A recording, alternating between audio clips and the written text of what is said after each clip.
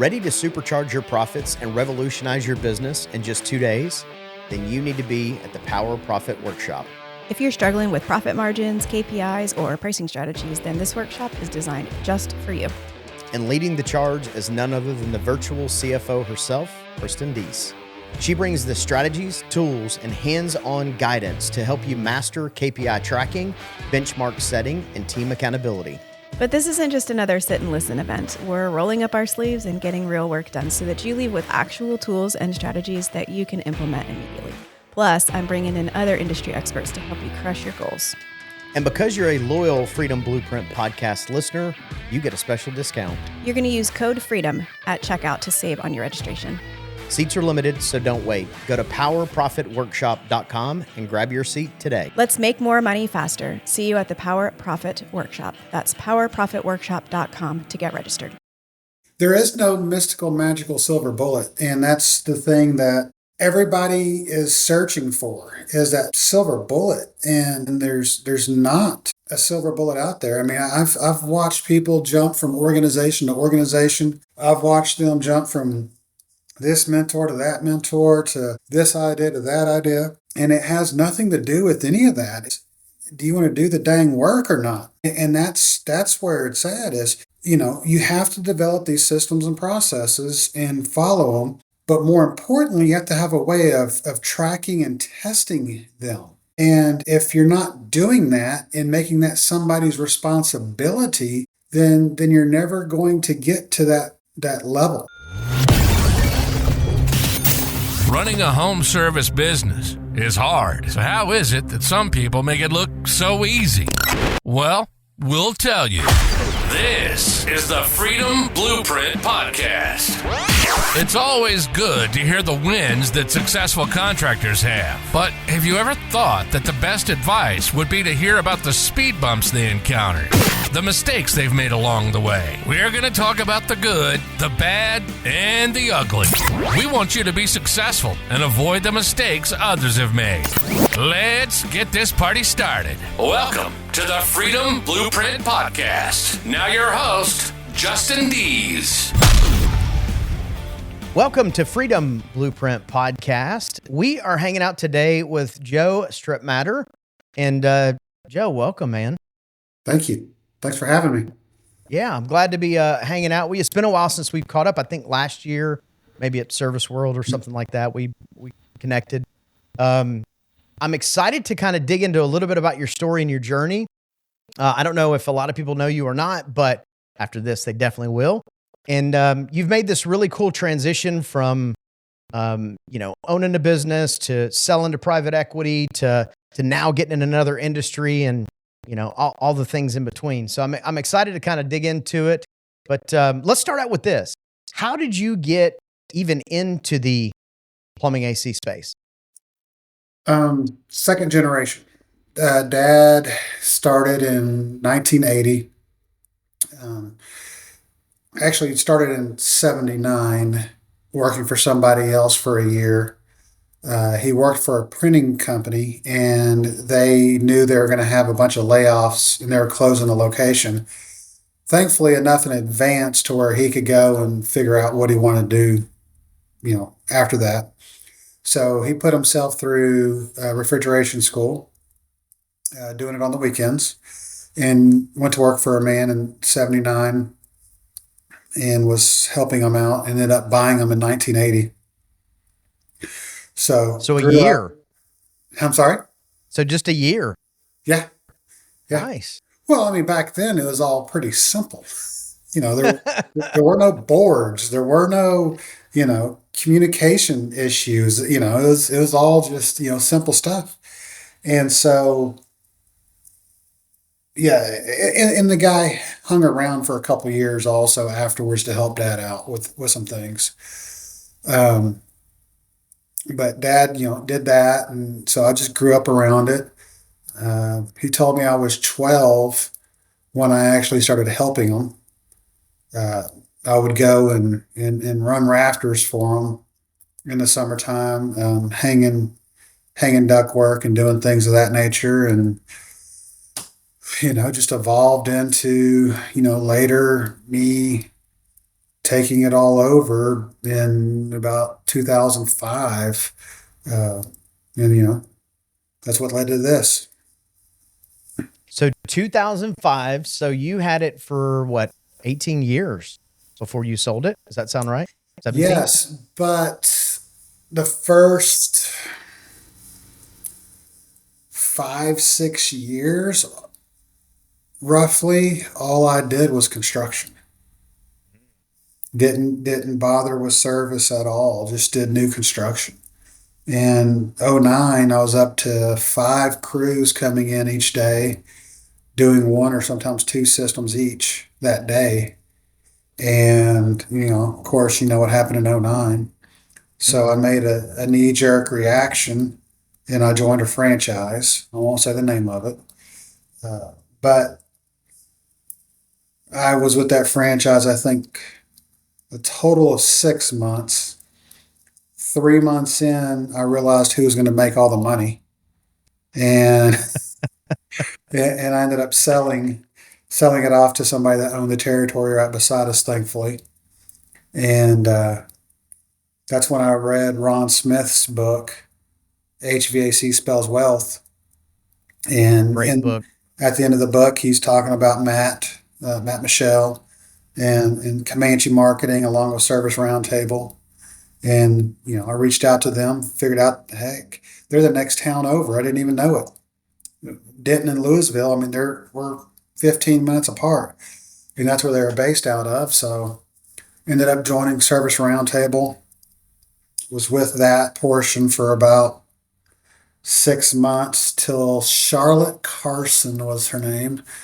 She's no longer with them, but she kept reaching out, trying to get me to join the Alliance. And I ended up joining the Alliance. And, I think 2013, I was 1 year after the inaugural year joining the Alliance. And, fast forward to now, here we are. So during that period of time, what did the business look like when you took it over, and what did it look like when you exited? Well, when I took it over, it was zero revenue. Dad had all but shut it down. So coming out of high school, he asked me if I was going to take it over. No, I'm going to go play football somewhere. Who wants to be an AC guy? Well, got hurt, so football went away. Ended up working. His friend, a friend of his, had started a supply house and ended up with 19 locations when he sold it to Watsco. But I went to work for his friend out of high school and kind of learning some ins and outs of it. I worked there 3 or 4 years, came back to Dad and was like, okay, let's do this. And he told me, no, you had your chance. Go out here, work for other people. And this was back when there wasn't necessarily a Service Nation or a Nexstar or anything of that nature. There was a RSES division here, but that was the only best practices that there was. And so he's like, go to work for other people, figure it out if they've figured out a better will than I have, or if they're just doing things the way they do it because that's all they know to do. And it'll get you a good experience seeing how other people run businesses. And so I bounced around for the next 4 to 5 years, working for some of his friends and for some others. And when I came back to him, I said, hey, did I prove myself to you yet? And he's like, yep, here's my license. Good luck. So that's why I Sink or swim, damn it. Sink or swim. Yeah. That's why I reverted back to construction, because I didn't have any money to market. I didn't have any money to get into construction. I was literally, the internet was just coming out. We had the internet at our house, Tanya and I's house, but we didn't have a printer. So I didn't have the gas money to drive around and try to talk to builders. So I would go over to my parents' house, use their printer to print off letters that I then mailed to builders to try to get work. And that's how I got my first 3 builders, was mailing letters out to builders offering a low price install. Guerrilla marketing works. It does. It does. I think that's a cool story to share, because I think a lot of times, especially now, we're so reliant on the Google monster and all the digital things that we forget a lot of times that, we're still in the human connection business. And sometimes it just takes knocking on a door and getting outside your comfort zone and maybe popping in on a builder, or if you don't have gas money, borrowing somebody's printer and borrowing a stamp and kicking it out.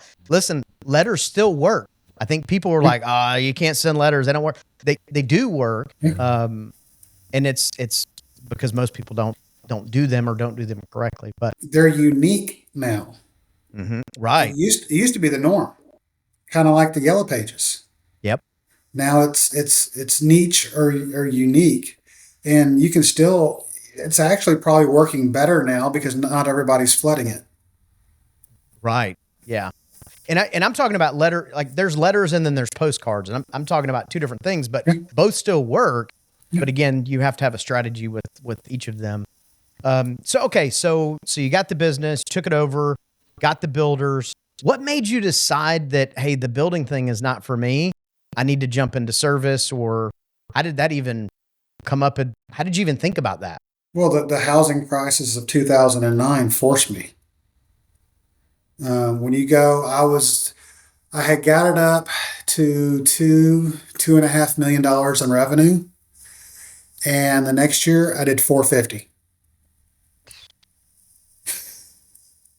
So I didn't have much choice. I mean, when there's no building going on, you can't do anything. Right. And so that's why the knee jerk, those franchise people called me. It's like, hey, we're selling a franchise in your area. Get into service. And I'm like, yes, this is what I need, because I didn't know what to do. Right. And I learned some really good things there. It wasn't all for naught. Some systems and process things, and met some really cool people that I still know that are in the industry. But I realized I wasn't going to be making the kind of money I thought I was going to be making, because by the time you pay royalties and marketing fees and this program and that program and whatnot, I was going to be making about 25% of the profits. And so I was like, yeah, this ain't for me. Not 25% profit, 25% of the profit. Correct. So I sold it for a loss, even though I didn't have the money to lose, but it's probably the best thing I'd have did. Yeah. Well, and for anybody listening too, think about that. Like, so you hit this guerrilla marketing, no money, nothing other than determination and aspirations. Like, let's go get it. And then 08 hits, and any of us in business in 08, like, it was a weird time, and everybody was kind of like, I can remember calling banks being like, I got these trucks, like, you want to come get them? You want me to bring them to you? Like, what's this going to look like? I mean, I don't know.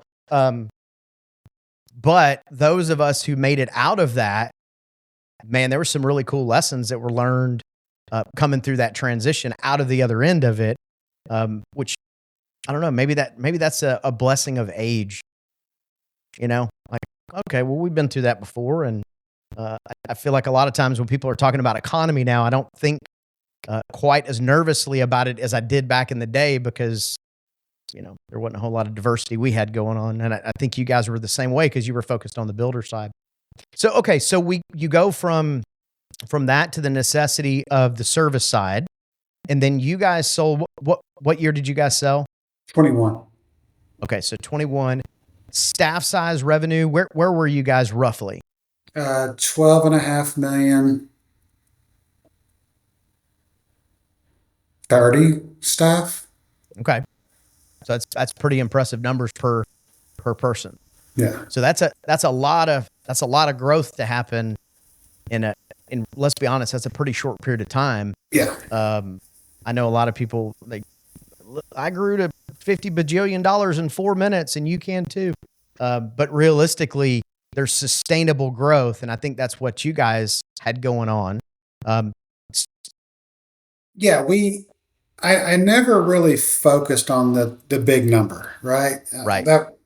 I had some really good mentors early on that guided me towards the net profits. And in my first Service World Expo event, they pulled me aside and were like, "Listen, you're going to hear all sorts of things here. You're going to hear people talking about how much revenue they do. And everybody's, especially the people that are doing big revenue, are happy to share that with you. Mm-hmm. Ask them what their nets are." And that was my driver. It wasn't, I want to be the best at whatever it is that I do, but my definition of being the best is different. And that guided me to the net profits. And so I want to be as profitable, more profitable than anybody. And so there were years, we hit 22, 23% net. I only know 3 other people who have ever had a higher net profit than I had, and legitimately know that they did that. And that's Jason Henderson, Lou Habaika, and Billy Stevens. And that's the realm I want to play in, because, I talk to plenty of these 40, 50, $60 million a year companies that didn't make the nets that we were making at 12 and a half. Yeah. But they have a way bigger circus. And so I steered clear of that. Well, and at the end of the day, what's the point? Like, I mean, realistically, in our industry, which is sad, most businesses are single digit. Like, there's so much risk that people are putting in, risk of their financial security, their livelihood in single digits. What's the point?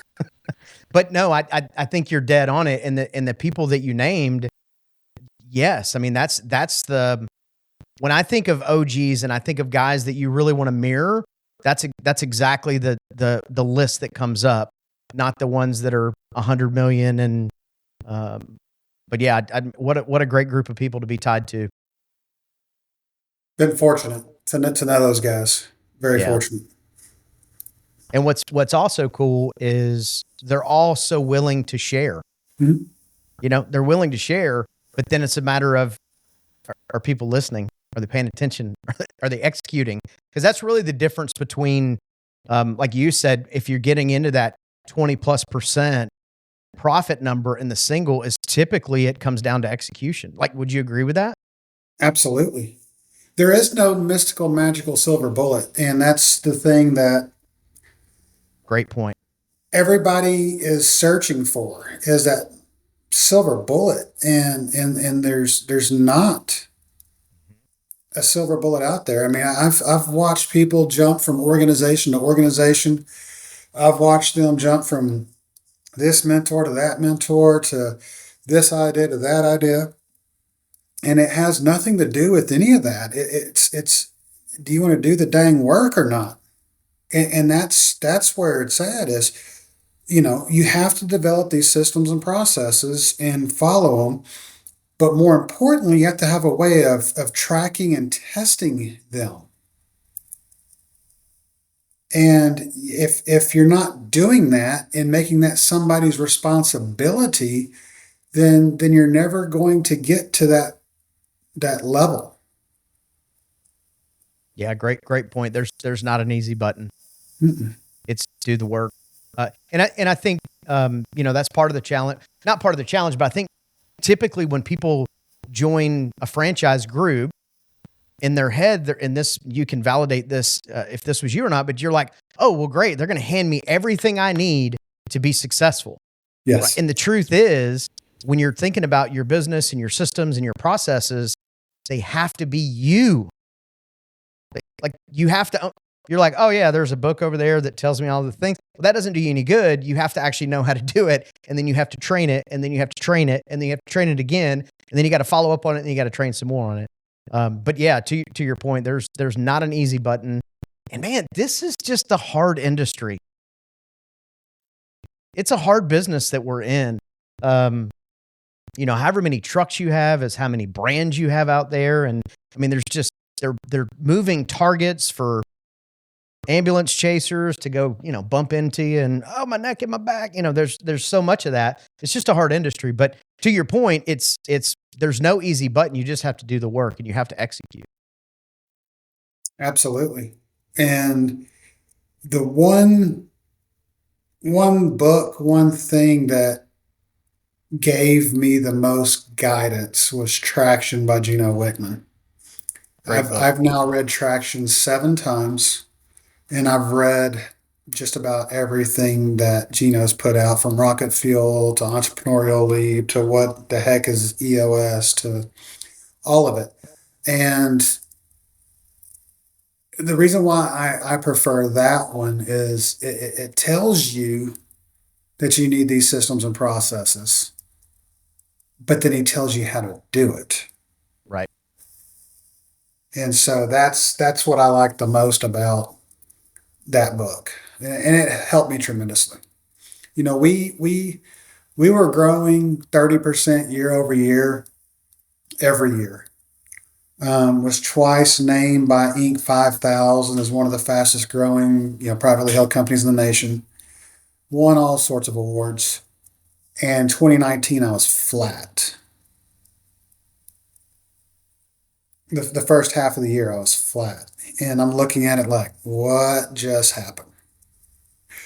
It took me 6 months. I'm a slow learner sometimes, but it took me 6 months to realize what had happened. One was the introduction of Google LSA, local service ads. But the second thing was it had grown big enough for me to micromanage, and we couldn't get any bigger than that. I was the bottleneck. You were the lid. Yep. And I had to get out of my own way and allow my people to start doing their jobs.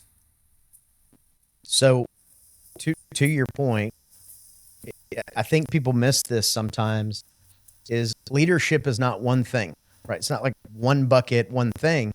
And the truth is the skill set as a leader and an owner for a $1 million company looks different than a 5 million, looks different than a 10 million, looks different than a 50 million. And it's all part of this growth process that happens. And I think sometimes people get jammed up on that because they think like it's one bucket. No, it's not one bucket, man. You got to, as your business grows, so do you. Like you have to learn, you have to elevate. And I think that's why you were so successful, as you were growing with it and able to kind of go, I'm kind of the problem. I need to fix that. Where most owners don't do that. They keep their grubby paws on everything. And then what happens is it stifles the growth, and then nothing happens. And then at that point, the business either doesn't do anything for years and years, or it starts to backtrack. Absolutely. We sold and we took on another brand also. And when I left, I had 120 employees. There's no way I can manage 120 employees by myself. So I had to lean on, and I even took on some new management from the other company that I had to teach and train how to manage, because they hadn't been given that responsibility by their prior GM either. They were micromanaged by their, and so they were scared to make these decisions. And I'm like, you've got to make them. Yeah. Right Yeah. or Make wrong, a decision. You got to make it. Now I'm here to make sure it's not too bad of a decision, but I've got to allow you to fail on a certain scale also. Or else you're never going to learn why you don't go this route, you go this route. Yeah, I think once you get to a certain point, you have to be okay with, like, you're not managing, like, you don't care how the watch is made, you care how it works. So what you're doing from a leadership standpoint is you're managing the outcome, not the everyday minutia of whatever's happening and going Correct. on. And man, I can remember going through that process. That was tough. It is. Because it was like, but I can do it better. Well, okay, maybe, but there's only one of you. Right. And you can't grow if you're the one doing all that one thing. So you got to get out of the way. Trust your people. Yeah, Ken Goodrich and I had a conversation about this once, and he told me, he's like, man, you got to find people that are better than you at these positions, Yep. and hire them. You just got to be able to manage people that are smarter than you. Give them a Okay. task and get out of their way. Yep. That's fantastic. So let's shift gears a little bit. So you sold the business, you stayed on a little bit, grew it, and then exited that business. After you sold and you kind of went through this, we'll call it somewhat retirement. Is that a fair statement? Yeah. How did that go? Like, what did you do with your time? Like, you're used to getting up early and doing this thing, and then all of a sudden you're like, what do I do with my hands? Like, what did that look like for you? Yeah, the first month or two was a very big culture shock. For years and years, getting up at 5 each morning and having to be somewhere, and even getting up that early on the weekends. It's a major shock to the system, and it takes some adapting to. When you're goal driven and now you have no goals, you start trying to figure things out, and you start forcing things, like I did a whole bunch of real estate and still am. And my wife, she got on to me the other day about some real estate that I bought, and she goes, "You would have never have bought that if you didn't have a pocket full of money to buy it with." And I'm like, "You're right." She's Investments absolutely look right. different when you're not broke. Yeah, but I was so bored, I needed something to do. And so, we've played this game for a while, and I built a great big old shop. We went and spent time over in Europe. We've been here, we've been there, and it's not who I am. It's not how I'm built. And actually, I got my old shop back here about 3 weeks ago. And I mean, it was the best thing since Christmas. Even though I don't have, a whole lot to do, I'm at the shop by 6:30 in the morning.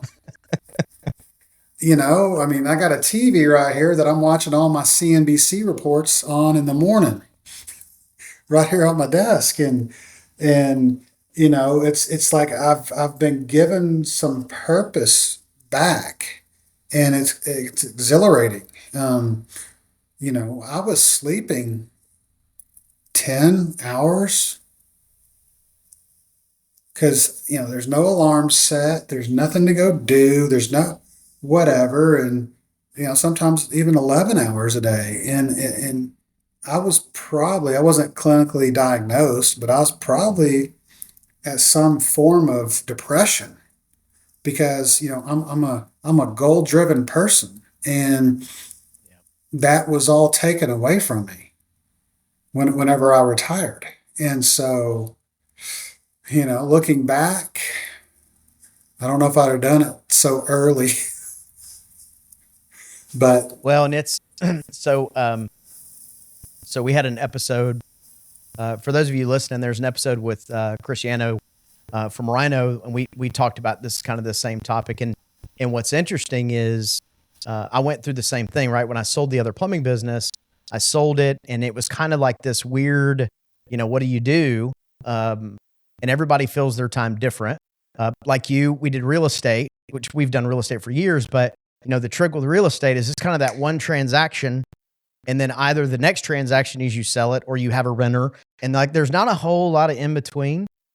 And I can remember one of the things, like when we sold the other business, first of all, we were like, not doing that again. We're like, yep, check that off the box, not doing that again, which obviously we did do it again. Right. But man, the thing that I missed the absolute most out of all of that was the people. Man, I missed helping people get from like, kind of a lost confused, because that's part of the deal with the trades is you get people in that kind of think, they don't have any other option or whatever, which is not the case. The trade should be looked at totally different than that. But then to take them and then have these people and show them a path for them to grow and prosper and buy homes and support their family. And, I completely underestimated how much of that I missed. And ultimately that's why we ended up doing another business again, was because I was struggling with that. Just like you, like I was sleeping too much. I was drinking too much. I was spending too much time on the boat. Bought a big boat. There's all these things because at some point you're like, well, I got to find something to do with my time. And a bored entrepreneur is probably one of the worst things you could do, to not have a goal set every single day. Yeah. Like even getting up and working out in the mornings was a challenge, because you're like, I can do it now. I can do it at 5 o'clock later, tonight. It doesn't matter. Yeah. 11. And then you're like, well, I'll do it at like 2 this afternoon. And then you go to lunch. You're like, I'm just going to have this one beer and 2, and I'm not going to work out now. And next thing you know, you're like, shit, it's been 6 weeks since I've worked out. And now I'm in trouble, and I've put on 50 pounds. So yeah, I actually built, like I said, a big shop at the house, and I built a massive gym inside of it. I've got wet sauna, dry sauna, full all-in-one workout machines, all the free weights in the world. I got a salt bike. I've got a stair climber, 2 treadmills. do you have a cold plunge? I don't have the cold plunge yet. Andy Habika's on me about that too. Yeah. But I don't have the cold plunge yet. But it wasn't getting used until I started going back to work. Right. Routine and habit. Yep. That's pretty awesome. So, all right. So now, you've gone to business, you've sold it, you were in this semi-retired spot. What does it all look like now for Joe? What's on the horizon for you? So I mentioned Jason Henderson earlier. Mm-hmm. My wife and I were supposed to have gone on our first supposed trip to Argentina, and we canceled it because it was raining. We just canceled the one I'm supposed to be at right now because it's raining there the whole time. And we decided, you know what, we're going to go to Vegas and we're going to go see this concert. And Jason and I are friends, and we're friends on Facebook, and I saw that he was starting a garage door company. And I was like, well, which, I'm real quick, Vegas. before we go past that, Jason had a business in Vegas. Mm-hmm. Grew it to be a pretty good sized business, sold it, exited. I think probably fell on that board entrepreneur for a minute as well. Absolutely. And then now he's ramping up some garage door stuff. Is that accurate? Correct.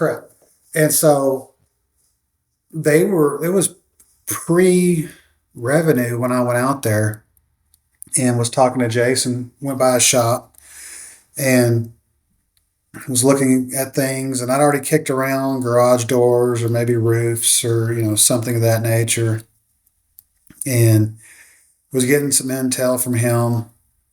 And so I went straight back to the hotel room, and I'm jotting down a whole business model on garage doors. To the point I'd already bought the URL. I mean, within an hour of me leaving, I probably got it written down over here somewhere. I don't even remember what the heck I was going to call it. It's like Texas Garage Door Repair or something. I bought the URL, and I was coming up with a business model, and I'm messaging my old marketing director, Casey. He's like, all right, I'm going to get into garage doors. We're going to do this. We're going to do this. I already got the wrap envisioned in my head. It's going to be a Texas flag with, all this stuff. And Jason the next day calls me. He's like, hey, why don't we partner up on this and do something? I'm like, I like the sound of that. Like, you've already had the brand made, you Yeah. paid Dan Antonelli, you got the website done, you've done all these things. And it's like, well, it'd be much quicker and easier for me to start up. And that's the one thing I learned from private equity. The first thing was I learned a lot of what not to do. And the second thing was I learned how this consolidation and people joining forces can really expedite things. Yeah.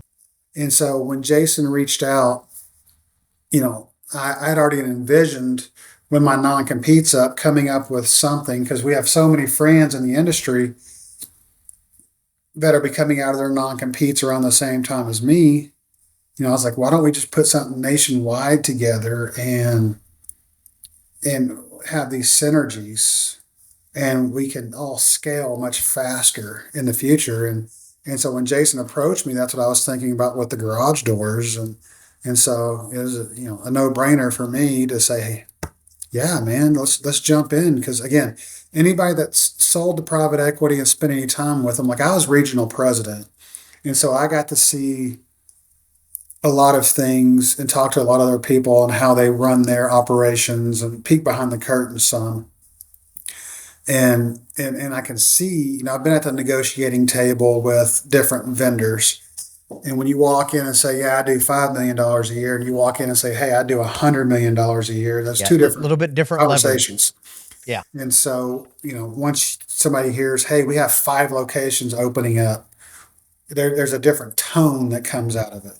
Absolutely. And so that's why I was like, yeah, that's a no-brainer for me to, join forces with them. Very cool. So, so have you launched yet in Texas? What is that going to look like? Or I don't even know if that's something you can talk about yet. If not, no, I can.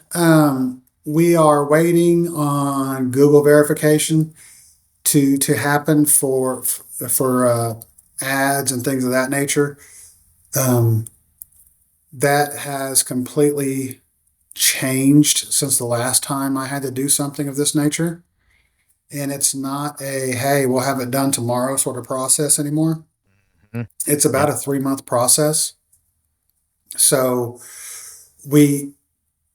our rule of thumb is we won't go to market until that's done. So I'm not hiring anybody. I'm not doing, we're just we've already got trade accounts. We've got uniforms. We got wraps. We got trucks built out. We've got everything ready to go. And actually, we did open up an Indeed ad, and I have a pipeline of people already coming in wanting to be employed. We're just going to pause it until we're ready to, start swinging. That's awesome. Yeah, that's awesome. And actually, what would be really cool is if we could have you back on in a couple of months and just kind of check in on how's it going. Because one of the things that I believe is that when you open up this garage door, it is not going to take you but probably 24 months to surpass the numbers you were doing in your HVAC business. That's my belief. And it's because you're going to deploy the things that you already know, and it's just going to go that much faster. I think the mindset's different. I think that's the difference between, so we talk a lot about the other company we had was 1.0 and the new company we had was 2.0, and we scaled 2.0 faster than 1.0 just because we deployed the same things. We already had the systems, the process, like all that stuff was done. So your learning curve is going to be much shorter, but that would be amazing if you check back in with us in a couple months, and if we can be a part of that journey with you, because I think it's pretty amazing, and I think that you guys are going to crush it. Yeah.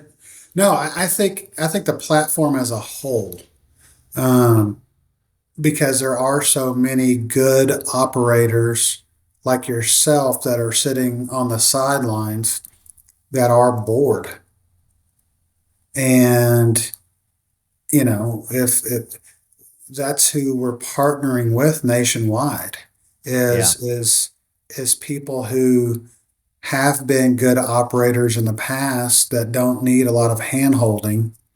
And, we're literally getting everything down to a science with these three that we're onboarding now, to week 1, do this, week 2, do this, week 3, do this, week 4, your doors are open and we're ready to go. I mean, we already have all the content and information we can send you and guide you to this person, that person. And, we're greenfielding most of these locations. And so it's a little different experience than, the acquisition route.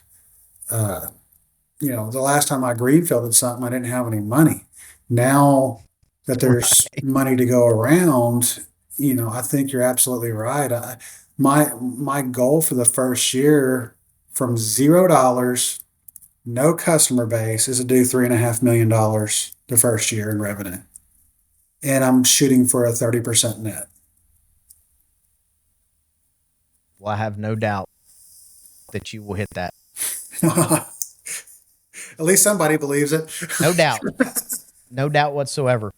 Well, listen, man, I know you got a ton of stuff to do and you got this giant empire to work on to start building. So yeah, any last thoughts for the listeners before we jump off? I know Billy has a saying, you already have enough business within your business, you're just not capitalizing on it, or something of that nature. But success, there was somebody else that said something like, success is in the work that you're not doing. And I think this next year or two in the home services space is going to be extremely difficult, even more difficult than it has been. And that's because Ben Stark used to always talk to me about a fragmented market. And I never really understood what he meant. What he was talking about was the last roundup with service experts and Blue Dot and things. Mm-hmm. And I see it now. I'm not going to name the company, but I know a company that sold to private equity about 3 years ago, and they have now started 5 other companies, meaning 5 of their people have left and started other companies. And I see that a lot of that. I've talked to a lot of friends that are in the PE space, and a lot of the PEs are down 30-35% year over year.